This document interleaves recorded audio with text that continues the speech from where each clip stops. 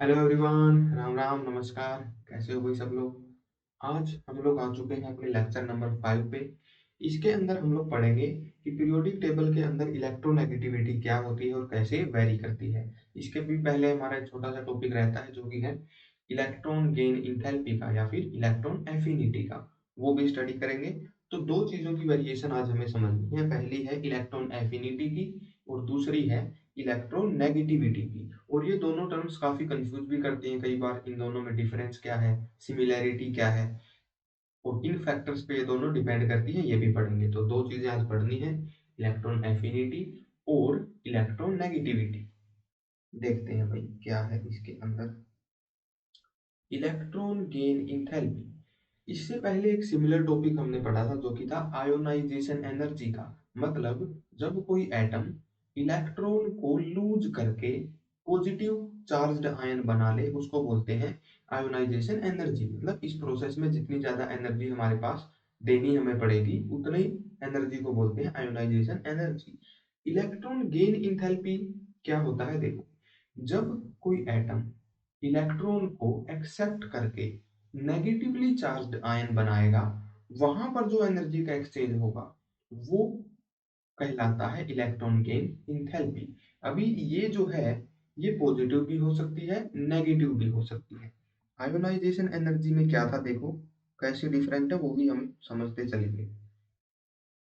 Ionisation energy में simple सा case था, यहाँ पर न्यूक्लियस होता था और वैलेंस शेल में जो इलेक्ट्रॉन होता था उसको बाहर निकालने के लिए जितनी एनर्जी हमें देनी पड़ती थी उसको बोला जाता था आयोनाइजेशन एनर्जी। लास्ट का ये जो इलेक्ट्रॉन था ये हमने बाहर निकाल दिया है। अभी जैसे जैसे हम लोग न्यूक्लियस से दूर आते रहते हैं, सेल्स की एनर्जी इंक्रीज होती रहती है। अगर इलेक्ट्रॉन को बाहर हमें निकालना है मतलब हमें न्यूक्लियस से इनफाइनाइटली दूर इसको भेजना है और ज्यादा बाहर की सेल्स में इसको निकालना है, मतलब एनर्जी इंक्रीज ही करनी पड़ेगी। क्योंकि इस प्रोसेस में आयोनाइजेशन एनर्जी वाली प्रोसेस में एनर्जी हमें देनी पड़ती थी, इसलिए ये प्रोसेस हमेशा होती थी एंडोथर्मिक। एंडोथर्मिक थर्मोडायनेमिक्स में उन प्रोसेसेस को कहा जाता है जिनके अंदर एनर्जी एब्जॉर्ब होती है। यहाँ पर एटम को एनर्जी हम दे रहे हैं, एटम एनर्जी को एब्जॉर्ब कर रहा है, उस वजह से इलेक्ट्रॉन जो है बाहर जा पा रहा है। तो आयोनाइजेशन एनर्जी हमेशा होती है भाई एंडोथर्मिक। हाउएवर जो हम लोग पढ़ रहे हैं अभी वो है इलेक्ट्रॉन गेन इंथैल्पी या फिर इलेक्ट्रॉन एफिनिटी भी इसको बोल देते हैं। उसमें क्या होगा, देखो लास्ट की शेल में मान लो कि कितने इलेक्ट्रॉन है भाई, 7 इलेक्ट्रॉन है। हम लोग हेलोजेंस की बात कर रहे हैं, यहाँ पर मान लो कि हम लोग फ्लोरीन की बात कर रहे हैं। वो अगर एक इलेक्ट्रॉन एक्सेप्ट करता है तब क्या करेगा, लास्ट की शेल में वहां पर हो जाएंगे कितने इलेक्ट्रॉन, वहां पर हो जाएंगे लास्ट शेल में 8 इलेक्ट्रॉन। और ये बन जाएगी नोबल गैस कॉन्फ़िगरेशन, मतलब कि स्टेबल हो जाएगी, स्टेबिलिटी की तरफ जाएगा। यहाँ पर एनर्जी रिलीज होगी या फिर एब्जॉर्ब होगी ये हम लोग बाद में देखेंगे। अभी के लिए आप लोग बस इतना समझो कि पहले 7 ही इलेक्ट्रॉन थे, अभी 8 हो गए हैं। नोबल गैस कॉन्फ़िगरेशन आ गई है, इसलिए स्टेबल हमारा आयन बन गया है। मतलब इस इलेक्ट्रॉन गेन की वजह से स्टेबिलिटी जो है वो आई है। अगर हम लोग दूसरी बात करें भाई नोबल गैसेस की, नोबल गैसेस में देखो क्या होता है। नोबल गैसेस में हमारे पास ऑलरेडी वैलेंस शेल में 8 इलेक्ट्रॉन ही होते हैं। अगर इनको हम लोग इलेक्ट्रॉन दे रहे हैं, अगर इनको हम लोग इलेक्ट्रॉन दे रहे हैं, देखो तब क्या हो, इस सेल में 8 इलेक्ट्रॉन थे, अब इसी सेल में 9 इलेक्ट्रॉन नहीं करने हैं, है ना, क्योंकि फ्लोरीन के अंदर पी सब सेल में 6 ही इलेक्ट्रॉन आ सकते हैं। यहाँ पर 9 इलेक्ट्रॉन करने का मतलब हो जाएगा कि हमने कैपेसिटी ही उसकी बढ़ा दी है। ऐसा नहीं करना है, मैक्सिमम इलेक्ट्रॉन 8 ही आ सकते हैं दूसरी सेल के अंदर। तो अगली सेल में मतलब कि थर्ड सेल में 1 इलेक्ट्रॉन आ जाएगा। अभी देखो एक एक्स्ट्रा इलेक्ट्रॉन यहाँ पर आ गया है, लास्ट की सेल में टोटल चार्ज हो गया है नेगेटिव। पहले स्टेबल था या फिर अब स्टेबल है? ये पहले कहीं ज्यादा स्टेबल था। पहले सारे के सारे ऑर्बिटल्स इसके भरे हुए थे, नोबल गैस कॉन्फ़िगरेशन थी ऑलरेडी। लेकिन अभी ये नोबल गैस की कॉन्फ़िगरेशन नहीं रही है। यहाँ पर इलेक्ट्रॉन के एब्जॉर्ब होने से अनस्टेबिलिटी आई है, बहुत ज्यादा अनस्टेबिलिटी की तरफ ये सिस्टम चला गया है। तो यहाँ पर मैं अनस्टेबल लिख देता हूँ। ये दोनों चीजें अगर आप लोग समझ गए, देखो इलेक्ट्रॉनिक कन्फिग्रेशन से क्या देखेंगे कि हमारा जो एटम से आयन बना है, नेगेटिवली चार्ज्ड एनायन बना है, वो स्टेबिलिटी की तरफ गया है या फिर अनस्टेबिलिटी की तरफ गया है। ये हम लोग जज करेंगे इलेक्ट्रॉनिक कन्फिग्रेशन से। लास्ट में 8 इलेक्ट्रॉन होने चाहिए, तभी वो स्टेबिलिटी की तरफ जाएगा, लेकिन नीचे वाले में अनस्टेबिलिटी की तरफ गया है। अब यही चीज हमको हेल्प करेगी साइंस को समझने में। सीधी सी बात है, देखो स्टेबिलिटी सिस्टम में तब आती है जब एनर्जी रिलीज होती है। स्टेबिलिटी की तरफ कब जाएगा? जब एनर्जी जो है रिलीज होगी। तो यहाँ पर देखो फर्स्ट रिएक्शन के अंदर क्या हो रहा था, फ्लोरीन के केस में क्या हो रहा था, फ्लोरीन एक इलेक्ट्रॉन कर रहा था एब्जॉर्ब और स्टेबिलिटी की तरफ जा रहा था। सीधा सा काम ये हो रहा था। अब यहाँ पर क्योंकि स्टेबिलिटी की तरफ गया है, मतलब जरूर इसकी एनर्जी डिक्रीज हुई होगी, फ्लोरीन ने जरूर एनर्जी रिलीज की होगी। तो यहाँ से हम लोग क्या समझे भाई, अगर स्टेबिलिटी की तरफ जा रहा है ना, तो जरूर ये प्रोसेस एक्सोथर्मिक होने वाली है। ऊपर वाली प्रोसेस क्या होगी? एक्सोथर्मिक होगी। नीचे वाली जो प्रोसेस है वो क्या है भाई? अनस्टेबिलिटी की तरफ गई है। एनर्जी जरूर इसने एब्जॉर्ब की होगी। एनर्जी जब बढ़ती है तभी स्टेबिलिटी क्या होती है? डिक्रीज होती है। स्टेबिलिटी कब आती है? जब एनर्जी कम हो। नीचे वाली प्रोसेस में क्योंकि अनस्टेबिलिटी आई है, मतलब जरूर इसने एनर्जी को एब्जॉर्ब किया होगा। नोबल गैसेज को अगर इलेक्ट्रॉन एब्जॉर्ब करवाना चाहते हैं तो एनर्जी देनी पड़ती है, इसीलिए ये प्रोसेस कैसी हो जाएगी? एंडो यहाँ पर देखो, अब साइंस की बात कर लेते हैं। कहाँ पर पॉजिटिव साइन होगा, कहाँ पर नेगेटिव साइन होगा? देखो एक्सोथर्मिक प्रोसेस में एनर्जी रिलीज हो रही है, स्टेबिलिटी आ रही है, तो जरूर बाद की एनर्जी जो है, फाइनल एनर्जी वो कम होगी। बाद की जो फाइनल एनर्जी है वो कम होगी। और एनर्जी जो हम लोग देखते हैं भाई, वो देखते हैं डिफरेंस, एनर्जी का डिफरेंस कैसा होगा। अगर फाइनल एनर्जी कम है इनिशियल एनर्जी से, तो साइन हो जाएगा नेगेटिव। तो जो इलेक्ट्रॉन गेन इंथैल्पी होती है फ्लोरीन्स के लिए, मतलब कि हेलोजेंस के लिए, वो होती है नेगेटिव। लेकिन अगर प्रोसेस एंडोथर्मिक है, एंडोथर्मिक मतलब हमारे सिस्टम ने एनर्जी को एब्जॉर्ब किया है, एटम ने एनर्जी को एब्जॉर्ब किया है। अगर एनर्जी एब्जॉर्ब करेगा तो फाइनल एनर्जी ज्यादा मिलेगी पहले की एनर्जी से, और अगर फाइनल एनर्जी ज्यादा है तो फाइनल माइनस इनिशियल पॉजिटिव ही आने वाला है। तो एंडोथर्मिक रिएक्शंस के लिए ऐसा होगा भाई, इलेक्ट्रॉन गेन एंथैल्पी का साइन पॉजिटिव होगा। यही जो चीज है हमें एक्चुअल वैल्यूज में भी देखने को मिलती है। देखो इसको भी हम लोग अभी एक्सप्लेन करते हैं। यहाँ पर हम लोग देखेंगे ग्रुप 17 हेलोजन फैमिली, इनके लिए वैल्यू कैसी है? नेगेटिव है। पहली इलेक्ट्रॉन गेन एंथैल्पी की ये वैल्यू जो है दी हुई है, ये बहुत ज्यादा नेगेटिव है। जबकि नोबल गैसेज के लिए ये वैल्यू हो जाती है भाई पॉजिटिव। रीजन वही है, ये प्रोसेस एंडोथर्मिक है। एंडोथर्मिक क्यों है? क्योंकि स्टेबल से बहुत ज्यादा अनस्टेबल की तरफ कॉन्फ़िगरेशन चली जाएगी अगर हम लोग नोबल गैसेज को इलेक्ट्रॉन्स देंगे तो। अभी यहाँ पर देखो एक और चीज है, आप ग्रुप 16 को और 17 को कंपेयर करो, ऑक्सीजन फैमिली को और हेलोजन फैमिली को कंपेयर करो। ऑक्सीजन फैमिली के लिए जो वैल्यूज है ना, वो थोड़ी सी कम नेगेटिव है, और हेलोजन फैमिली के लिए जो वैल्यूज हैं वो ज्यादा नेगेटिव है।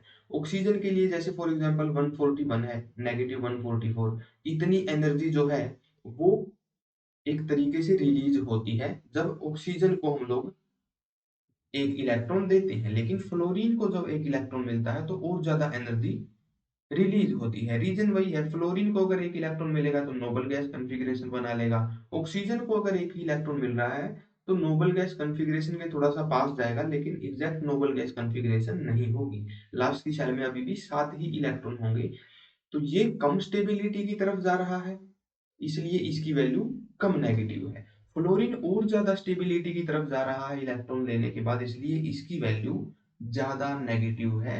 तो वैल्यू कितनी नेगेटिव होगी ये डिपेंड करता है कि जो आयन बनेगा, नेगेटिवली चार्ज आयन बनेगा, वो कितना ज्यादा स्टेबल होगा।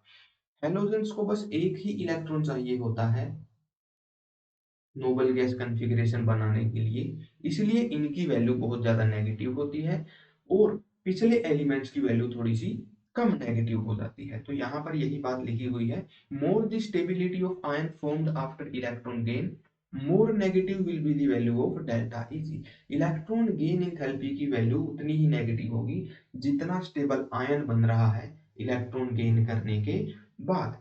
फ्लोरीन्स के केस में सबसे ज्यादा स्टेबल आयन बनता है और नोबल गैसेस के केस में सबसे कम स्टेबल आयन बनता है, इसलिए इनकी वैल्यू तो पूरी ही पॉजिटिव ही हो जाती है, इतनी कम नेगेटिव हो जाती है कि जीरो से भी ज्यादा बढ़ जाती है। ठीक है, तो मैक्सिमम नेगेटिव की वैल्यू मिलेगी जो कि ज्यादा स्टेबिलिटी की तरफ जा रहे हैं। पॉजिटिव नेगेटिव साइन कैसे डिसाइड होते हैं भाई, इस प्रोसेस से देख लेंगे हम लोग स्टेबिलिटी की तरफ जा रहा है या फिर अनस्टेबिलिटी की तरफ। और एक्सोथर्मिक एंडोथर्मिक के साइन भी आप लोग यहाँ से समझ गए होंगे, कहाँ पर एनर्जी रिलीज होगी कहाँ पर एनर्जी एब्जॉर्ब होगी, ये भी हम लोग समझ गए। ठीक है, if the species is going towards stability it will release energy and the process will be therefore exothermic।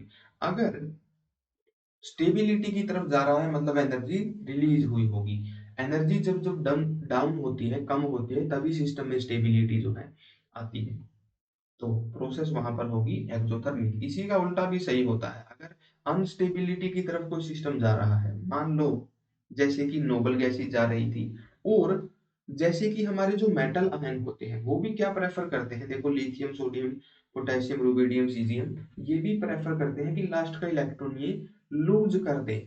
इनके लिए इलेक्ट्रॉन को लूज करना ज्यादा आसान होता है बजाय कि इलेक्ट्रॉन को एक्सेप्ट करने के। इसीलिए जब ये आयन को एक्सेप्ट करते हैं, ये इलेक्ट्रॉन को एक्सेप्ट करते हैं, तो इनकी वैल्यू बहुत ज्यादा नेगेटिव नहीं होती, बहुत कम नेगेटिव होती है। हेलोजन से कंपेयर करो, इनकी वैल्यू कितनी ज्यादा नेगेटिव है, और अब इनको देखो कि इनकी वैल्यू कितनी कम नेगेटिव है, तो मतलब कि ये उतना ज्यादा स्टेबिलिटी की तरफ नहीं जा रहे। जितनी ज्यादा नेगेटिव वैल्यू उतना ही स्टेबल आयन बनेगा इलेक्ट्रॉन गेन करने के बाद। तो ऐसे हम लोग देखते हैं भाई, ज्यादा स्टेबिलिटी की तरफ जा रही है तो एनर्जी ज्यादा रिलीज होगी, प्रोसेस हो जाएगी एक्सोथर्मिक। अगर कम स्टेबिलिटी की तरफ जा रही है, बहुत ज्यादा अनस्टेबिलिटी की तरफ जा रही है, तब वहां पर एनर्जी होगी एब्जॉर्ब और प्रोसेस हो जाएगी एंडोथर्मिक। यहाँ पर अगर हम लोग जनरली बात करें तो ध्यान से समझना, पहली इलेक्ट्रॉन गेन इंथैल्पी जो होती है नोबल गैसेस के अलावा सबकी, पहली इलेक्ट्रॉन गेन एंथैल्पी जो होती है वो सबकी ऑलमोस्ट नेगेटिव ही होती है। नोबल गैसेस की बस पॉजिटिव आ रही है, रीजन वही है स्टेबिलिटी वाला। पहली इलेक्ट्रॉन गेन एंथैल्पी हमेशा नेगेटिव होती है, लेकिन दूसरी इलेक्ट्रॉन गेन एंथैल्पी वो हमेशा पॉजिटिव होती है। भाई इसका रीजन क्या है ये भी हम लोग समझेंगे। ठीक है, पहले इसी का रीजन हम लोग समझते हैं। First electron gain enthalpy can be either positive or negative depending upon the atom। Atom कौन सा है उसके ऊपर डिपेंड करते हुए पहली इलेक्ट्रॉन गेन एंथैल्पी पॉजिटिव भी हो सकती है, नेगेटिव भी हो सकती है, लेकिन दूसरी जो है वो हमेशा ही पॉजिटिव होती है। दूसरी प्रोसेस में हमें एनर्जी देनी ही पड़ती है, दूसरी प्रोसेस हमेशा एंडोथर्मिक ही होती है। इसका रीजन क्या है देखो, सबसे पहले कोई ऐसा एलिमेंट सिलेक्ट करते हैं भाई जो दो इलेक्ट्रॉन को एक्सेप्ट कर सकता हो। ऑक्सीजन फैमिली से कोई ले लेते हैं, ऑक्सीजन ही ले लेते हैं।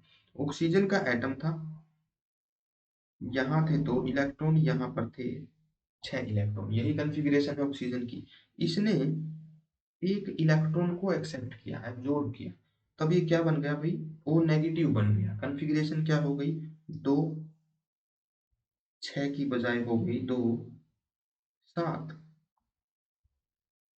7 इलेक्ट्रॉन यहाँ पर हो गए वैलेंस शेल में। ओवरऑल अगर हम लोग देखें तो ये स्टेबिलिटी की तरफ गया है, नोबल गैस कॉन्फ़िगरेशन की तरफ अप्रोच कर रहा है।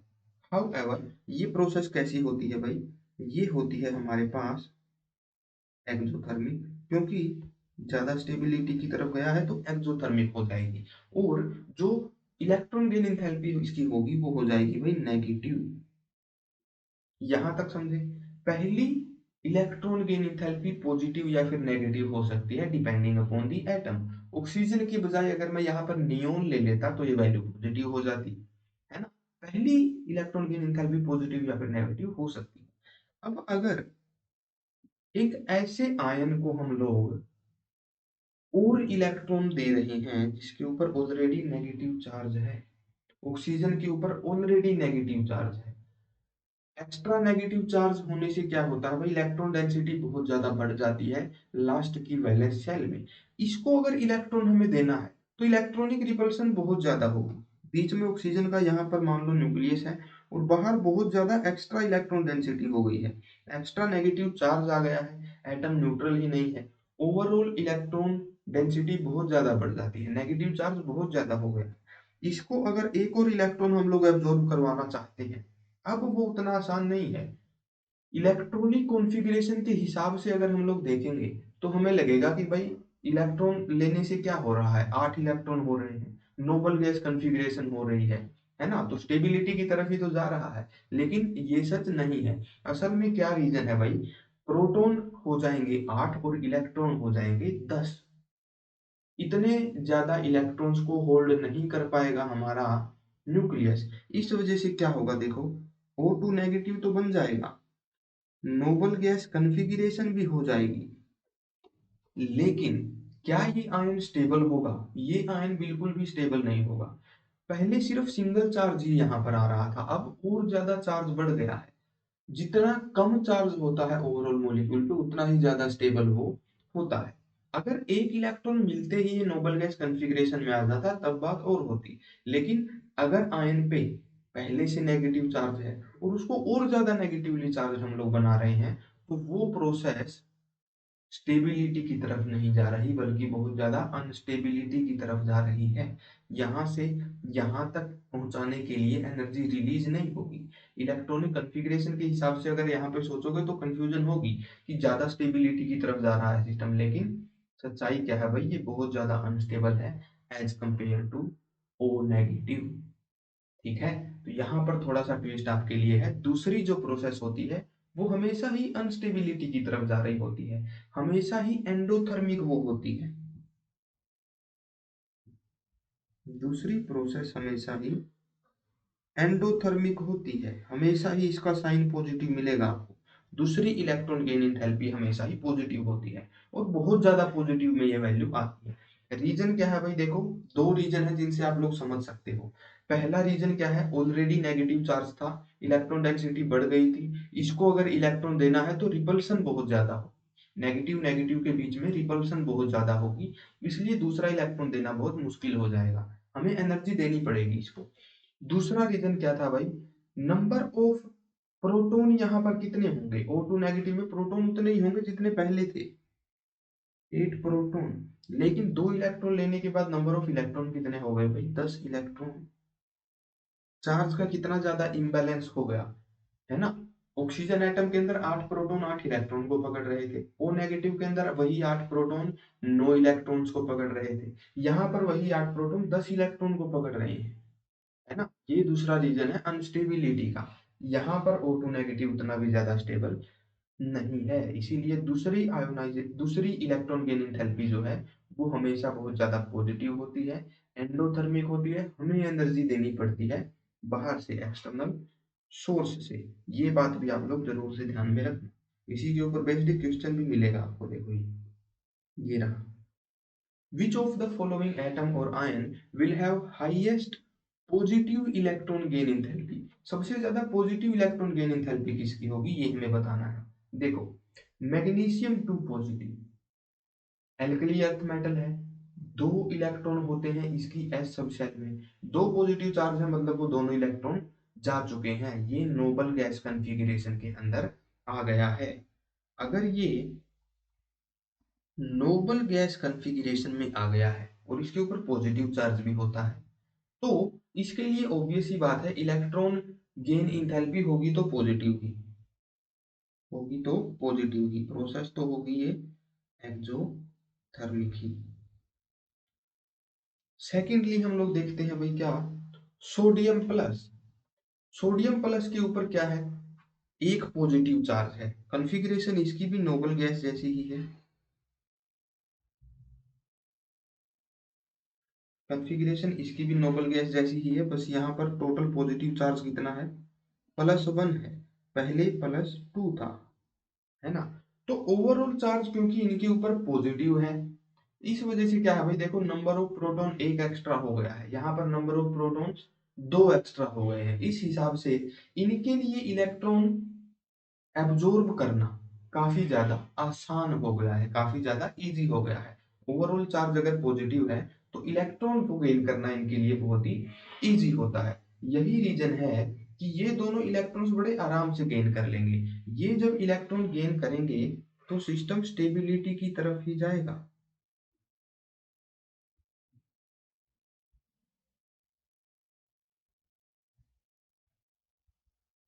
फ्लोरीन देखो हेलोजन आ गया। यहां पर जब इलेक्ट्रॉन का गेन होता है तब देखो क्या होगा भाई, इलेक्ट्रॉन का जब ये गेन करेगा तो F नेगेटिव बनाएगा, नोबल गैस कॉन्फ़िगरेशन होगी। यहाँ पर क्योंकि स्टेबिलिटी की तरफ जा रहा है तो सिंपल सा हम लोग बोल देंगे भाई एक्सोथर्मिक प्रोसेस है। वैल्यू कैसी होगी, अच्छा एक्सोथर्मिक, जो एक्सोथर्मिक प्रोसेस होता है उसके अंदर इलेक्ट्रॉन गेन इंथैल्पी की वैल्यू नेगेटिव होती है ना। पॉजिटिव चार्ज जरूर है आयन के ऊपर, लेकिन एक्सोथर्मिक रिएक्शन में इलेक्ट्रॉन गेन इंथैल्पी की वैल्यू कैसी होती है, नेगेटिव होती है। यहाँ पर भी नेगेटिव ही होगी, यहाँ पर भी नेगेटिव ही होगी, है ना। एक्सोथर्मिक प्रोसेस है, एनर्जी डिक्रीज हो रही है, रिलीज हो रही है, तो फाइनल एनर्जी कम होगी, ओवरऑल डिफरेंस हो जाएगा नेगेटिव। आगे देखते हैं भाई ओ नेगेटिव। यहाँ पर ऑक्सीजन के पास ऑलरेडी एक एक्स्ट्रा इलेक्ट्रॉन है, नेगेटिव चार्ज है। इसको अगर हम लोग इलेक्ट्रॉन देते हैं तो इलेक्ट्रॉन रिपल्सन भी बहुत ज्यादा होती है और नंबर ऑफ प्रोटॉन्स और इलेक्ट्रॉन्स का डिफरेंस भी बहुत ज्यादा बढ़ जाता है। चार्ज इम्बैलेंस होने की वजह से भी एटम बहुत ज्यादा अनस्टेबल हो जाता है। इसीलिए इसके लिए हमने देखा है भाई वैल्यू कैसी होती है, पॉजिटिव। यहाँ पर एनर्जी हमें देनी पड़ती है, यहाँ पर प्रोसेस हो जाती है एंडोथर्मिक। और क्योंकि ये इलेक्ट्रॉन गेन इंथैल्पी कौन सी होगी, दूसरी इलेक्ट्रॉन गेन इंथैल्पी ये होगी, क्योंकि already positive, already negative charge यहाँ पर आ गया है, एक इलेक्ट्रॉन ऑक्सीजन एब्जॉर्ब कर चुका है। अब ये दूसरा इलेक्ट्रॉन है जो कि इसके ऊपर टू नेगेटिव चार्ज लेके आएगा। तो ऐसी प्रोसेसेस के लिए वैल्यू होती है हाईली पॉजिटिव, है ना। यही हमने देखा था, पहली इलेक्ट्रॉन गेन इंथैल्पी तो पॉजिटिव या फिर नेगेटिव हो सकती है डिपेंडिंग अपॉन दी एटम्स, लेकिन दूसरी हमेशा बहुत ही ज्यादा पॉजिटिव होती है। तो सबसे ज्यादा पॉजिटिव वैल्यू किसकी होगी, ऑक्सीजन की। अगर हमसे कोई पूछे कि सबसे ज्यादा नेगेटिव वैल्यू यहाँ पर कौन सी होती है, देखो सबसे ज्यादा नेगेटिव किसकी बनने वाली है वैल्यू, सोडियम पॉजिटिव ऑलरेडी हमारे पास नोबल गैस कॉन्फ़िगरेशन में है, magnesium 2 positive already noble gas configuration में है, लेकिन क्योंकि इनके अंदर नंबर ऑफ प्रोटॉन्स एक्स्ट्रा हैं इसलिए इलेक्ट्रॉन गेन करना इनके लिए इजी है। यहाँ पर नंबर ऑफ प्रोटॉन्स कितने एक्स्ट्रा हैं, दो एक्स्ट्रा है। इतना ज्यादा न्यूक्लियर चार्ज यहाँ पर है, इतना ज्यादा एक्सेस पॉजिटिव चार्ज यहाँ पर है, इसके लिए इलेक्ट्रॉन गेन करना कंपैरेटिवली सबसे आसान होगा। ये सबसे ज्यादा स्टेबिलिटी की तरफ जा रहा होगा। यहाँ पर जो वैल्यू होगी वो सबसे ज्यादा नेगेटिव होगी, मोस्ट नेगेटिव वैल्यू किसकी होगी, मैग्नीशियम 2 पॉजिटिव की। तो यहाँ पर एक सबसे इंपॉर्टेंट बात हम लोग क्या समझ गए भाई, कितनी पॉजिटिव या कितनी नेगेटिव वैल्यू होगी उसका अंदाजा हम लोग कैसे लगाएं, चार्ज से लगाएं या फिर इलेक्ट्रॉनिक कन्फिग्रेशन से लगाएं। तो देखो न्यूट्रल एटम अगर आपको दिया हुआ है, क्लोरीन ऑक्सीजन कोई भी न्यूट्रल एटम दिया हुआ है, वहां पर सीधा सीधा इलेक्ट्रॉनिक कन्फिग्रेशन से आइडिया लगा लेना कि सिस्टम स्टेबिलिटी की तरफ जा रहा है या अनस्टेबिलिटी की तरफ, वहां से वैल्यूज प्रेडिक्ट कर पाओगे। लेकिन अगर कहीं पर भी चार्ज आयन हमें मिल रहा है, वहां पर हम लोग एक्स्ट्रा चार्ज के हिसाब से आइडिया लगाते हैं इलेक्ट्रॉन एफिनिटी का, वहां पर इलेक्ट्रॉनिक कन्फिग्रेशन नहीं देख रहे होते। तो दो तरीकों से हम लोग जज कर रहे हैं, सबसे इंपॉर्टेंट बात यही है कहां पर कौन सा मेथड हमें यूज करना है इलेक्ट्रॉन एफिनिटी को जज करने के लिए। न्यूट्रल एटम में इलेक्ट्रॉनिक कन्फिग्रेशन और चार्ज्ड एटम के अंदर मतलब कि आयंस के अंदर हमें पॉजिटिव चार्ज एक्स्ट्रा है या फिर नेगेटिव चार्ज एक्स्ट्रा है ये देखना है। पॉजिटिव चार्ज अगर एक्स्ट्रा है तो सीधी सी बात है इलेक्ट्रॉन गेन करना आसान होगा, नेगेटिव चार्ज अगर ऑलरेडी एक्स्ट्रा है तो सीधी सी बात है और ज्यादा नेगेटिव चार्ज को एब्जॉर्ब करना मुश्किल होगा। इस तरीके से हम लोग ये दोनों चीजें जज करते हैं भाई। एक क्वेश्चन था हमारा जो रह गया था पीछे, देखो ये which of the following will have most negative electron gain enthalpy and which one will be most positive, है ना। लीस्ट नेगेटिव का मतलब किसकी ज्यादा पॉजिटिव होगी, सबसे ज्यादा नेगेटिव किसकी होगी और सबसे कम नेगेटिव किसकी होगी, ये हमें बताना है। तो देखो हमने सीधा सा फॉर्मूला क्या किया था भाई, न्यूट्रल एटम है सारे, कोई भी चार्ज नहीं है, तो इलेक्ट्रॉनिक कन्फिग्रेशन के हिसाब से बड़े आराम से इसका आंसर हम लोग निकाल सकते हैं। फाइनली बनने वाला आयन जितना ज्यादा स्टेबल होगा उतनी ही ज्यादा नेगेटिव वैल्यू होगी इलेक्ट्रॉन गेन एंथैल्पी की। एक है फ्लोरीन, एक है क्लोरीन, एक है फास्फोरस, एक है सल्फर। इसी तरीके की कुछ पोजीशन इनकी होती है ना। पीरियोडिक टेबल में पोजीशंस आप लोग याद रखना, ये नाइट्रोजन फैमिली का एलिमेंट है और सल्फर जो है वो ऑक्सीजन फैमिली का एलिमेंट है। तो ये एटम्स हमको दिए हुए हैं,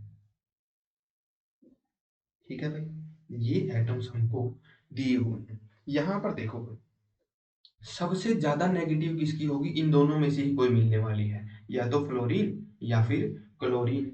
अगर हम लोग यहाँ पर देखें फ्लोरीन के अंदर, ये बनाने वाला है F नेगेटिव, ये बनाने वाला है Cl नेगेटिव, एक एक इलेक्ट्रॉन गेन करने के बाद। आंसर कैसे निकलेगा भाई, क्योंकि न्यूट्रल एटम था तो इलेक्ट्रॉनिक कन्फिग्रेशन से ही आंसर निकालेंगे। यहाँ पर देखो फ्लोरीन की इलेक्ट्रॉनिक कन्फिग्रेशन होती है 2s2 2p5। क्लोरीन की कन्फिग्रेशन होती है 3s2 3p5। यहां पर देखो एक बहुत इंपॉर्टेंट बात आखिर क्या आती है, थर्ड शेल में आता है एक डी ऑर्बिटल।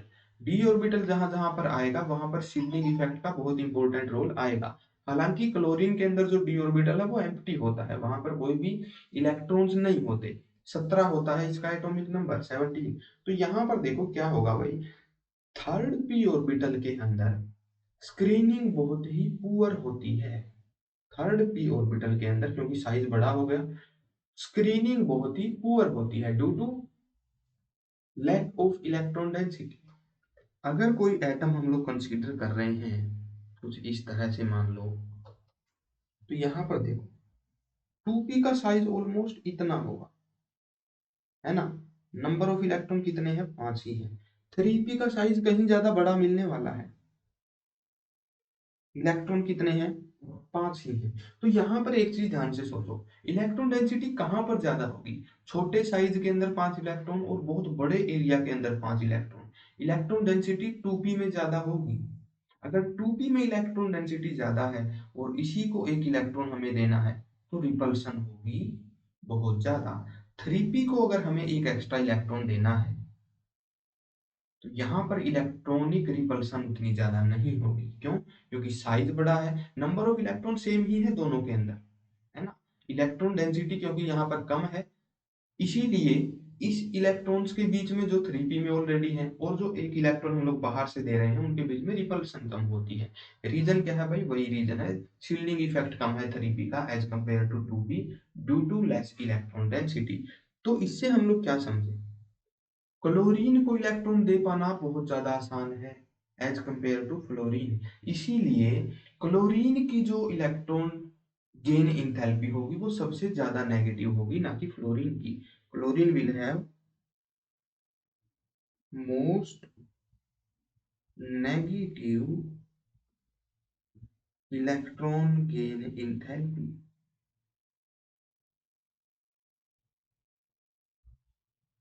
वो होगी क्लोरीन की। और ये चीज आप लोग ध्यान भी रखना, क्लोरीन की जो इलेक्ट्रॉन गेन इंथैल्पी होती है वो सबसे ज्यादा नेगेटिव होती है। इलेक्ट्रॉन गेन इंथैल्पी से ही एक सिमिलर टर्म होती है इलेक्ट्रॉन एफिनिटी। वो और कुछ नहीं होता, बस एक तरीके से ये समझ लो, जब पॉजिटिव साइन में वैल्यू को मेंशन कर देते हैं ना, इलेक्ट्रॉन गेन इंथैल्पी की वैल्यू तो नेगेटिव ही है, लेकिन अगर उसको साइन कन्वेंशन के हिसाब से हम लोग पॉजिटिव मान लें तो उसको इलेक्ट्रॉन एफिनिटी बोलते हैं। तो पूरे पीरियोडिक टेबल में सबसे ज्यादा इलेक्ट्रॉन एफिनिटी अगर किसी की है तो वो है भाई क्लोरीन की। वो किसकी है, क्लोरीन की है। क्लोरीन सबसे ज्यादा इलेक्ट्रॉन एफिनिटी वाला एलिमेंट है। ये भी आपने सुना होगा कि फ्लोरीन सबसे ज्यादा इलेक्ट्रोनेगेटिव एलिमेंट है, उसका क्या रीजन है वो भी हम लोग बाद में देखेंगे, ठीक है। लेकिन सबसे ज्यादा इलेक्ट्रॉन एफिनिटी किसकी है? क्लोरीन की। रीजन क्या है? 3p में इलेक्ट्रॉन दे पाना आसान है as compare to giving an electron in 2p। अच्छा, सबसे ज्यादा नेगेटिव होगी, सबसे कम नेगेटिव किसकी होगी? फॉस्फोरस की या फिर सल्फर की? देखो इलेक्ट्रॉनिक कन्फिग्रेशन यहाँ पर हम लोग देखेंगे। फॉस्फोरस के केस में क्या है? एक है सल्फर, एक है फॉस्फोरस। सल्फर है ऑक्सीजन फैमिली का एलिमेंट। कॉन्फ़िगरेशन कैसी होगी? 2s 2 2p 4। क्या यही कॉन्फ़िगरेशन हो? जी हाँ, बिल्कुल यही होगी। असल में मैंने नाइट्रोजन और ऑक्सीजन को ना इधर उधर लिख दिया है, इस वजह से कंफ्यूजन हो रही है। नाइट्रोजन की नहीं, सॉरी, नाइट्रोजन नहीं, फॉस्फोरस है, इसलिए इसकी कॉन्फ़िगरेशन क्या होगी? 3s2 3p3। सल्फर की भी 3 होगी भाई, 3s2 3p4 और 3s2 3p3। ये इलेक्ट्रॉनिक कॉन्फ़िगरेशंस हमारे पास हैं। 3p में है 3 इलेक्ट्रॉन, तो कॉन्फ़िगरेशन कैसी हो गई भाई? कंप्लीटली हाफ फील्ड, मतलब हाफ फील्ड। और सल्फर के अंदर कॉन्फ़िगरेशन कैसी हो गई भाई? 1 2 3 4।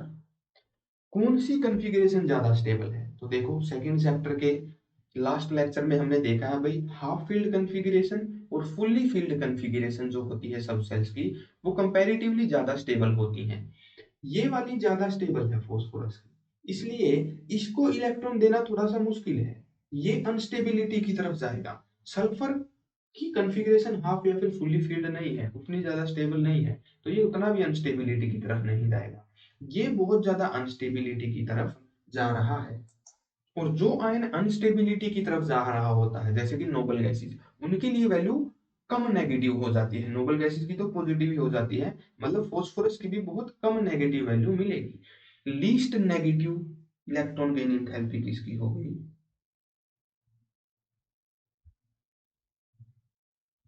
वो हो गई भाई फॉस्फोरस की। तो न्यूट्रल एटम अगर दिया हुआ है तो इलेक्ट्रॉनिक कॉन्फ़िगरेशन से आंसर निकल जाएगा। अगर आयन दिए हुए हैं भाई इनकी तरह, तो इलेक्ट्रॉनिक कॉन्फ़िगरेशन से बात नहीं बनेगी, वहां पर एक्स्ट्रा चार्ज कौन सा है इस हिसाब से हमें आइडिया लगाना होगा। ठीक है, तो ये हम लोग समझ गए।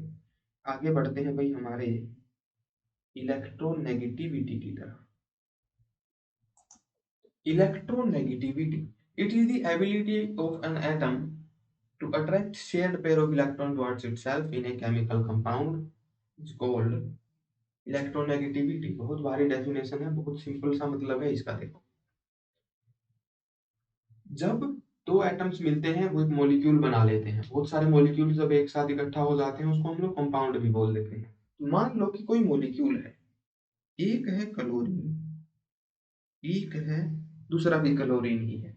यहाँ पर देखो 8 इलेक्ट्रॉन लास्ट सेल में करने के लिए इसको भी एक ही इलेक्ट्रॉन चाहिए, दूसरे क्लोरीन को भी एक ही इलेक्ट्रॉन चाहिए। दोनों की इलेक्ट्रॉन्स को अपनी तरफ खींचने की जो पावर है ना, इस वजह से क्या है?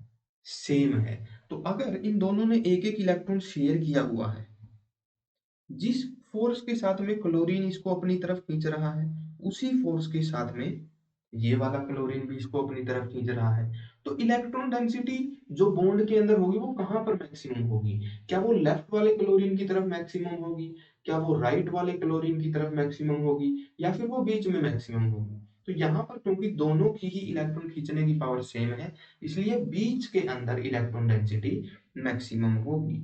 मैक्सिमम इलेक्ट्रॉन डेंसिटी यहाँ पर कहाँ होगी भाई? बीच में होगी। क्यों? क्योंकि शेयर्ड पेयर ऑफ इलेक्ट्रॉन जो था, जो दो इलेक्ट्रॉन थे, वो खींचने की पावर दोनों ही क्लोरीन्स की बिल्कुल बराबर है। इसको आप लोग ना एक गेम की तरह कंसीडर कर सकते हो। गेम आपने देखा होगा, मान लो दो आदमी हैं या फिर दो महिलाएं हैं, जेंडर न्यूट्रल बना लेते हैं, है ना। रस्सी खींच रहे हैं दोनों एक दूसरे की तरफ। पहले केस में मान लेते हैं कि यहाँ पर हमने कोई मार्क लगा दिया, कोई रुमाल बांध दिया, ये आदमी इसको इस तरफ खींच रहा, ये इसको इस तरफ खींच रहा। अगर दोनों के अंदर बराबर बल है तो ये रुमाल कहाँ पर रहेगा? ये रुमाल यहीं पर रहेगा, बीच में ही रहेगा। अगर दूसरे केस में मैं क्या कर दूं भाई, एक आदमी की पावर बढ़ा दूं दूसरे से, मान लो हमने राइट साइड वाले को की पावर बढ़ा दी, देखो मान लो मैंने इसके एब्स बना दिए, है ना, दोड़े घोड़े बना दिए इसके, तो इसके अंदर पावर ज्यादा हो गई। ये इस तरफ खींच रहा है, ये इस तरफ खींच रहा है, क्योंकि इसके अंदर पावर ज्यादा है। तो इस केस में क्या होगा, ये जो बीच में हमने मार्क लगाया हुआ था भाई, ये इस तरफ शिफ्ट करेगा, ये इस तरफ शिफ्ट करेगा, मतलब रुमाल इस तरफ जाएगा, है ना, रुमाल मान लो बांधा हुआ है वो इस तरफ जाएगा। सेम केस एटम्स के अंदर भी होता है। बीच में शेयर्ड पेयर ऑफ इलेक्ट्रॉन था, जिसकी ताकत ज्यादा होगी उसी की तरफ इलेक्ट्रॉन चले जाएंगे, उसी की तरफ इलेक्ट्रॉन डेंसिटी जो है बढ़ जाएगी। अगर दोनों ही एटम सेम एलिमेंट के हैं तब दोनों में कोई डिफरेंस ही नहीं है, एग्जैक्ट बीच में रहेगी इलेक्ट्रॉन डेंसिटी। वही अगर हम लोग एक एटम को रिप्लेस कर दें भाई कार्बन के साथ में, कार्बन और क्लोरीन का बॉन्ड हो गया। इनिशियली मान लो कि दोनों के बिल्कुल बीच में थी इलेक्ट्रॉनिक कॉन्फ़िगरेशन, कार्बन को अपने पूरे इलेक्ट्रॉन करने के लिए चाहिए 4 इलेक्ट्रॉन, क्लोरीन को सिर्फ एक ही चाहिए। क्लोरीन की पावर यहाँ पर ज्यादा होगी इलेक्ट्रॉन्स को अपनी तरफ खींचने की, मतलब क्लोरीन जो है वो ज्यादा इलेक्ट्रोनेगेटिव एलिमेंट यहाँ पर हो गया। अगर कार्बन क्लोरीन बॉन्ड के अंदर हम लोग इलेक्ट्रॉन डेंसिटी देखेंगे ना, तो वो क्लोरीन की तरफ ज्यादा मिलेगी, यहाँ पर ऑलमोस्ट इलेक्ट्रॉन डेंसिटी ज्यादा मिलेगी। क्लोरीन क्लोरीन बॉन्ड में ऑलमोस्ट बीच में ही ज्यादा थी इलेक्ट्रॉन डेंसिटी, लेकिन यहाँ पर क्लोरीन की तरफ हो जाएगी, ये इलेक्ट्रॉन थोड़े से क्लोरीन की तरफ शिफ्ट कर जाएंगे। ठीक है भाई, ऐसे हम लोग प्रिडिक्ट करते हैं इलेक्ट्रॉन डेंसिटी किस तरफ ज्यादा। तो ये जो एबिलिटी है एक शेयर्ड पेयर ऑफ इलेक्ट्रॉन्स को अपनी तरफ अट्रैक्ट करने की, ये जो एबिलिटी है इसी को बोला जाता है electronegativity. Ability of an atom to attract a shared pair of electron towards itself in a chemical compound is called as electronegativity। इसको बोला जाता है इलेक्ट्रोनेगेटिविटी। इसका वेरिएशन स्टडी करते हैं भाई अभी। सबसे पहले तो भाई इलेक्ट्रोनेगेटिविटी जो होती है वो एक मेजरेबल क्वांटिटी होती है, मतलब इसकी वैल्यू को हम लोग मेजर कर सकते हैं, मैथमेटिकली कुछ वैल्यू हमें मिलती है इलेक्ट्रोनेगेटिविटी की। अब इस मैथमेटिकल क्वांटिटी को मेजर करने के ना हमारे पास दो तीन स्केल होते हैं, दो तीन एक तरीके से बोल सकते हो तरीके होते हैं। एक होता है पोलिंग स्केल जो कि सबसे ज्यादा कॉमन है, उसके बाद में एक होता है मुलिकिन जेफे स्केल, इसके अंदर भी हम लोग इलेक्ट्रोनेगेटिविटी को मेजर करते हैं लेकिन थोड़ा सा अलग तरीके से। उसके बाद एक होता है एलरेड रूचोस्को स्केल, जिसका आपको स्कूल लेवल पे कोई भी काम नहीं आने वाला है, ठीक है। तो इन दोनों को ही हमें समझना है और सबसे ज्यादा ध्यान हमें देना है पोलिंग स्केल पे। ये जो पीरियोडिक टेबल यहाँ पर चिपकाई हुई है मैंने, यहाँ पर इलेक्ट्रोनेगेटिविटीज की वैल्यू दे रखी है एज पर पोलिंग स्केल। यहाँ पर एक बार हम लोग वैल्यूज को ऑब्जर्व करते हैं भाई, उसके बाद मैं आपको एक्सप्लेनेशन दूंगा। पी ब्लॉक में अच्छे खासे एलिमेंट होते हैं पैरेलल एक दूसरे के, इसलिए इसी से स्टडी करते हैं। देखो बोरॉन की इलेक्ट्रोनेगेटिविटी है 2.04, आई होप ये दिख रहा होगा। कार्बन की है 2.55, नाइट्रोजन की 3.04, ऑक्सीजन की 3.44, फ्लोरीन की 3.98। याद नहीं करनी है, बस इंक्रीजिंग या फिर डिक्रीजिंग ऑर्डर देख लो। तो यहाँ पर हमें दिखेगा कि भाई लेफ्ट से जब हम लोग राइट की तरफ जा रहे हैं, बोरोन से फ्लोरीन की तरफ जा रहे हैं, तो इलेक्ट्रोनेगेटिविटी इंक्रीज हो रही है, बढ़ रही है। इसका रीजन क्या होता है, देखो इसका रीजन वही होता है जो कि एटॉमिक रेडियाई के टाइम पे हमने दिया था, effective nuclear charge. Effective nuclear charge क्या था, न्यूक्लियर चार्ज का जो इन्फ्लुएंस वैलेंस इलेक्ट्रॉन पे फील होता है, लास्ट के शेल को कितना अट्रैक्ट कर पा रहा है न्यूक्लियस, उसी को बोला जाता था इफेक्टिव न्यूक्लियर चार्ज। तो लेफ्ट से राइट में क्योंकि इफेक्टिव न्यूक्लियर चार्ज बढ़ रहा है, न्यूक्लियर का जो इफेक्ट होता है लास्ट की शेल पर जिसके वो इलेक्ट्रॉन्स को अट्रैक्ट करता है वो बढ़ रहा है। इसी वजह से क्या होगा, मान लो कि एटम किसी और एटम के साथ में इलेक्ट्रॉन शेयर करके बॉन्ड भी बना लेगा, तो उसके इलेक्ट्रॉन्स को भी अच्छे से अट्रैक्ट कर पाएगा। क्यों, क्योंकि न्यूक्लियस का जो इफेक्ट है, जो अट्रैक्टिव फोर्स है, जो इफेक्टिव न्यूक्लियर चार्ज है वो ज्यादा हो रहा है लेफ्ट से राइट की तरफ। इसका रीजन भी हमने दिया था भाई, इसका रीजन ये था कि नंबर ऑफ प्रोटॉन्स बढ़ रहे हैं और नंबर ऑफ इलेक्ट्रॉन भी बढ़ रहे हैं हालांकि, लेकिन क्योंकि इलेक्ट्रॉन सेम सेल में ही ऐड हो रहे हैं, ऑलमोस्ट सेम डिस्टेंस पे ही ऐड हो रहे हैं, इसीलिए न्यूक्लियस का जो पॉजिटिव चार्ज है वो डोमिनेट हो जाता है, वो जीत जाता है as compare to number of electrons. तो लेफ्ट से राइट क्योंकि इफेक्टिव न्यूक्लियर चार्ज बढ़ रहा है, न्यूक्लियस का जो दबदबा है वो बढ़ रहा है, इसी वजह से इलेक्ट्रॉन्स को अपनी तरफ खींचना भी आसान हो जाएगा, और इलेक्ट्रॉन्स को अपनी तरफ खींचने की एबिलिटी को ही इलेक्ट्रोनेगेटिविटी बोलते हैं। तो ये रीजन है भाई, अलोंग ए पीरियड, लेफ्ट से राइट, या फिर इन ए रो, जो भी आप बोलना चाहें, रो बोल लो, पीरियड बोल लो, लेफ्ट से राइट बोल लो, इलेक्ट्रोनेगेटिविटी ऑलवेज इंक्रीज। नीचे वाली देखो, थर्ड पीरियड देखो, एल्यूमिनियम की है 1.61 इलेक्ट्रोनेगेटिविटी, सिलिकॉन की है 1.9, फॉस्फोरस की और बढ़ गई, सल्फर की और बढ़ गई, और बढ़ते बढ़ते क्लोरीन की हो गई बहुत ज्यादा नेगेटिव। अच्छा, नोबल गैस को तो हम लोग इंक्लूड करेंगे नहीं क्योंकि वो ऑलरेडी स्टेबल कॉन्फ़िगरेशन में है ना, अगर उनको हम लोग करेंगे तो हमें एक्सेप्शन बना के उनको पढ़ना पड़ जाएगा, लेकिन रीजन उनका भी यही है भाई। देखो, नियोन की इलेक्ट्रोनेगेटिविटी क्या और ज्यादा होगी? ऐसा नहीं है, नियोन की इलेक्ट्रोनेगेटिविटी फ्लोरीन से ज्यादा नहीं होगी। हम लोग ऐसे नहीं सोच सकते कि लेफ्ट से राइट बढ़ रही है तो इसकी भी बढ़ ही रही होगी, ऐसी रीजन नहीं है। ये इलेक्ट्रॉनिक पेयर को एक्सेप्ट नहीं कर सकता, इसका रीजन एक और सीधा सा है भाई, नोबल गैसेज जो होती है ना वो कंपाउंड ही बहुत कम बनाते हैं, बहुत लिमिटेड नंबर ऑफ कंपाउंड बनाते हैं, इसलिए उनकी इलेक्ट्रोनेगेटिविटी को मेजर कर पाना बहुत ही ज्यादा मुश्किल है। एक और मेन रीजन मैं इसका आपको बताता हूँ, देखो, ये इलेक्ट्रोनेगेटिविटीज रखी हुई है as per Pauling scale. Noble gases की इलेक्ट्रोनेगेटिविटी क्यों नहीं मान रहे ये मैं आपको बता रहा हूँ, पोलिंग स्केल के हिसाब से रखी हुई है। मतलब ये जो वैल्यूज कैलकुलेट की हुई है ना, जैसे क्लोरीन की 3.16 इलेक्ट्रोनेगेटिविटी, ये पोलिंग स्केल के हिसाब से की हुई है। पोलिंग स्केल में हम लोग मेजर कैसे करते हैं इलेक्ट्रोनेगेटिविटी को, वो मैं आपको बताता हूँ। बेसिकली हम लोग क्या करते हैं भाई, उस एटम ने कोई भी कंपाउंड बनाया हुआ है, ये मान लेते हैं, मान लो कि क्लोरीन ने एक मोलिक्यूल बनाया हुआ है क्लोरीन के साथ, ये एक बॉन्ड होगा, है ना, सीसीएल कोई मॉलिक्यूल नहीं होगा लेकिन एक बॉन्ड जरूर होगा। यहाँ पर इलेक्ट्रोनेगेटिविटी का डिफरेंस हम लोग कैलकुलेट कर सकते हैं दोनों ही एटम्स में एज पर पोलिंग स्केल, और वो किस चीज पे डिपेंड करेगा, वो डिपेंड करता है भाई बॉन्ड एनर्जीज के ऊपर। पोलिंग स्केल में जो इलेक्ट्रोनेगेटिविटी होती है वो कैसे निकालते हैं हम लोग, बॉन्ड एनर्जी से निकालते हैं। बॉन्ड एनर्जी किस किस की, कार्बन और क्लोरीन के बॉन्ड की एनर्जी, साथ में वहां पर दो और बॉन्ड्स की एनर्जी यूज होती है। अब यहाँ पर तो आपको एक ही बॉन्ड दिख रहा है, दूसरा बॉन्ड कौन सा है, तो दूसरे बॉन्ड है भाई, एक इमेजिनरी हम लोग मान लेंगे कार्बन कार्बन का बॉन्ड, और दूसरा इमेजिनरी मान लेंगे क्लोरीन क्लोरीन का बॉन्ड। उन बॉन्ड्स की एनर्जी का भी यूज होता है। फॉर्मूला मैं आपको दिखाता हूँ जिससे कि इलेक्ट्रोनेगेटिविटी मेजर की जाती है। देखो, फॉर्मूला पहले देख लेते हैं एक बार। ये फॉर्मूला है भाई इलेक्ट्रोनेगेटिविटी डिफरेंस को निकालने का एज पर दी पोलिंग स्केल। तो यहाँ पर ए बी बॉन्ड की, मतलब कार्बन क्लोरीन बॉन्ड की जो बॉन्ड एनर्जी है वो कितनी है, कार्बन कार्बन बॉन्ड की बॉन्ड एनर्जी है वो कितनी है, और क्लोरीन क्लोरीन बॉन्ड की एनर्जी कितनी है, वो हम लोग अगर पुट कर देंगे तो इलेक्ट्रोनेगेटिविटी का डिफरेंस निकल जाएगा। तो मतलब कि हमें उस एलिमेंट के बॉन्ड्स की अच्छी खासी जानकारी होनी चाहिए, कैसे बॉन्ड्स बना रहा है दूसरे एटम्स के साथ, तभी हम लोग इलेक्ट्रोनेगेटिविटी वगैरह कैलकुलेट कर पाएंगे।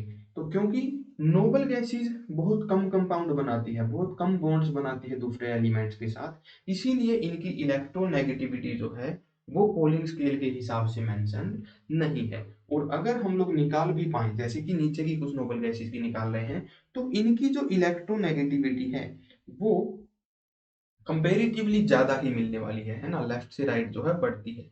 लेकिन नियोन और आर्गन के केस में ऐसा नहीं है। फ्लोरीन क्लोरीन, नियोन, आर्गन, सबसे ज्यादा इलेक्ट्रोनेगेटिव एलिमेंट कौन सा है भाई, फ्लोरीन है। पूरी पीरियोडिक टेबल में सबसे ज्यादा इलेक्ट्रोनेगेटिव एलिमेंट अगर कोई है तो वो है फ्लोरीन।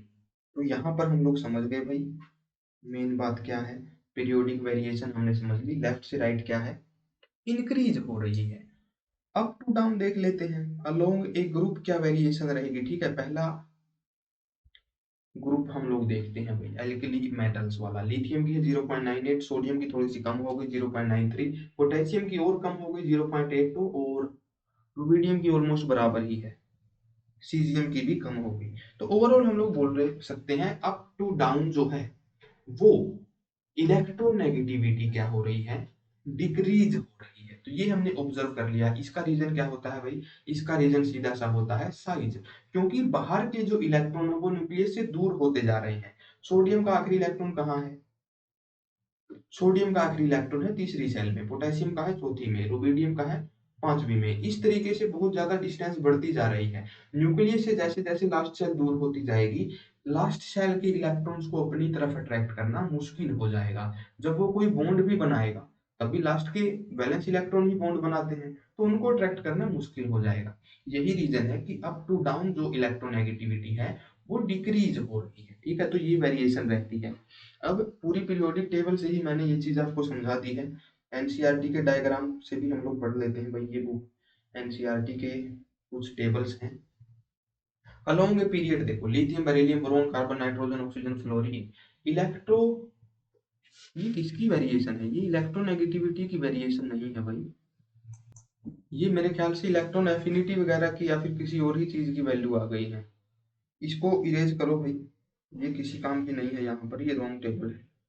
असली वैल्यू जो है इन पीरियड्स की मैं आपको यहीं पे बता देता हूँ। देखो, लिथियम बेरिलियम की है 0.98, लिथियम की कम है, बेरिलियम की थोड़ी सी बढ़ गई।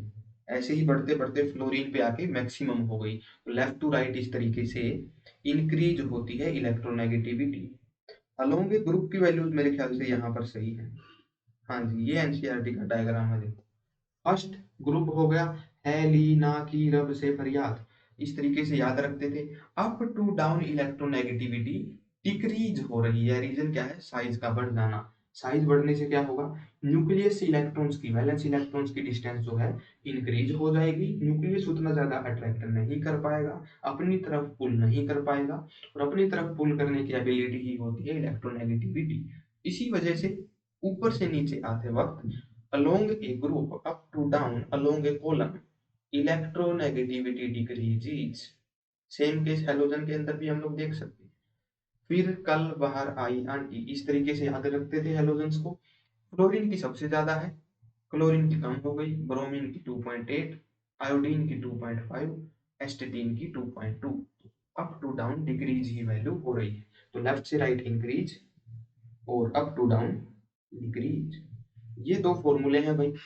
मोलिकिन स्केल के हिसाब से थोड़ा अलग फॉर्मूला होता है। मोलिकिन हिसाब से क्या होता है भाई, किसी भी एटम की इलेक्ट्रोनेगेटिविटी क्या होती है, वो एक एवरेज होती है उसकी आयोनाइजेशन एनर्जी का और इलेक्ट्रॉन एफिनिटी का। उस एटम की कुछ ना कुछ इलेक्ट्रॉन गेन इंथैल्पी होगी, इसी को हम लोग इलेक्ट्रॉन एफिनिटी भी बोलते हैं। उसी की कुछ ना कुछ आयोनाइजेशन एनर्जी भी होगी, दोनों को जोड़ के हाफ कर दो, वो होता है इलेक्ट्रोनेगेटिविटी। ये स्केल बहुत ज्यादा पॉपुलर नहीं है, ज्यादा पॉपुलर स्केल है भाई पोलिंग स्केल। क्योंकि इलेक्ट्रोनेगेटिविटी क्या होती है, देखो, अगर हम लोग इन दोनों एनर्जीज की बात करें, आयोनाइजेशन एनर्जी और इलेक्ट्रॉन गेन एंथैल्पी, ये एक एटम के लिए टर्म्स होती हैं। एक एटम की इलेक्ट्रॉन गेन एंथैल्पी क्या है, एक एटम की आइसोलेटेड गैसियस एटम की आयोनाइजेशन एनर्जी क्या है। लेकिन इलेक्ट्रोनेगेटिविटी क्या है, शेयर्ड पेयर के अंदर जो एक एटम की एबिलिटी होती है, कोवेलेंट बॉन्ड के अंदर एक तरीके से जो एटम की एबिलिटी होती है, उसको बोला जाता है इलेक्ट्रोनेगेटिविटी। तो पोलिंग स्केल क्योंकि यहाँ पर शेयर्ड पेयर की ही बात कर रहा है, बॉन्ड के अंदर ही बॉन्ड एनर्जीज की बात कर रहा है, इसीलिए ये स्केल बहुत ज्यादा एक्यूरेट वैल्यू देता है। इसके हिसाब से maximum number of theories explain होती हैं। पोलिंग स्केल सबसे ज्यादा एक्सेप्टेड है। ये फॉर्मूला है पोलिंग स्केल के हिसाब से दो एलिमेंट्स की इलेक्ट्रोनेगेटिविटी के डिफरेंस को निकालने का। ई ए यहाँ पर है bond energy of A bond, A B है bond energy of A B bond, और बी बी है bond energy of B B bond. मतलब दो अलग अलग एटम्स के बीच में कोई भी बॉन्ड है कार्बन फ्लोरीन का, तो कार्बन ए हो गया, फ्लोरीन बी हो गया, है ना। तो इस तरीके से बॉन्ड एनर्जी अगर हमें पता है, तो हम इलेक्ट्रोनेगेटिविटी का डिफरेंस निकाल सकते हैं कार्बन और फ्लोरीन के बीच में। ठीक है भाई, इस तरीके से हम लोग प्रेडिक्ट करते हैं वैल्यूज को। तो अभी तक हमने काफी सारी वेरिएशंस जो है पढ़ ली हैं। यहाँ पर एक शॉर्टकट तरीका भी लिखा हुआ है सारी वैल्यूज को याद करने का। लेफ्ट से राइट बेसिकली कौन सी वैल्यू इंक्रीज हो रही है, कौन सी डिक्रीज हो रही है। जहां पर एरो का हेड है, जहां पर एरो का हेड है वहां पर वैल्यू होगी मोर, और टेल की तरफ वैल्यू होगी लेस। तो इसका सीधा सा मतलब क्या हो गया भाई, मान लो हम लोग ऑब्जर्व कर रहे हैं इलेक्ट्रॉन गेन एंथैल्पी को, जो कि सबसे ऊपर दिया हुआ है। इसके लिए एरो दे रखा है इन्होंने लेफ्ट से राइट, मतलब इलेक्ट्रॉन गेन एंथैल्पी की जो वैल्यू है वो लेफ्ट से राइट क्या होगी, इंक्रीज होगी। सिमिलरली आयोनाइजेशन एंथैल्पी की भी ज्यादा वैल्यू है राइट साइड, कम वैल्यू है लेफ्ट साइड। तो लेफ्ट से राइट जाते वक्त along a period ionisation enthalpy भी इंक्रीज होगी।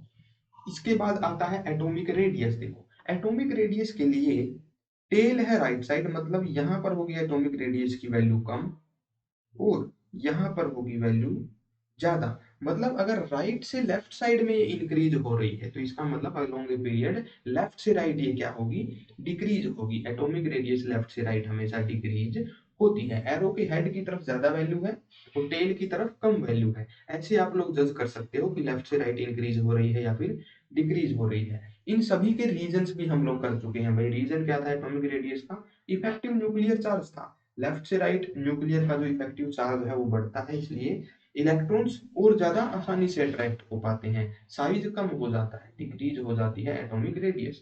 तो ये सभी की सभी प्रॉपर्टीज हम लोग कर चुके हैं ऑलमोस्ट। इसके अलावा एक ये जो डायगोनल पे आपको दिख रहा है भाई, मेटेलिक नॉन मेटेलिक कैरेक्टर, ये थोड़े बहुत टॉपिक बचे हैं। एक डायगोनल रिलेशनशिप भी होती है, वो भी हम लोग करेंगे। ये सारे टॉपिक हम लोग कवर करने वाले हैं आने वाले नेक्स्ट लेक्चर में। Metallic non metallic character, diagonal relationship और इस तरीके के छोटे मोटे टॉपिक जो बचे हैं वो अगले लेक्चर में कवर हो जाएंगे। वहां पर होगा हमारा ये लेक्चर खत्म। आज के लेक्चर के लिए इतना ही। हमारे साथ जुड़ने के लिए बहुत बहुत आभार। Thank you very much and happy learning. Bye guys.